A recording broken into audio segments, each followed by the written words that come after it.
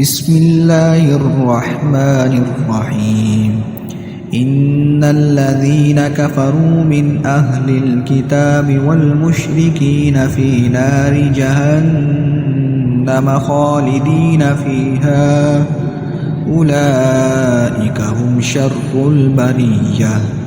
إن الذين آمنوا وعملوا الصالحات أولئك هم خير البرية جزاؤهم عند ربهم جنات عدن تجري من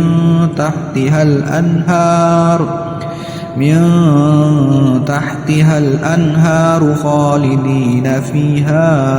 أبدا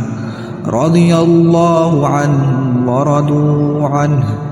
ذلك لمن خشي ربه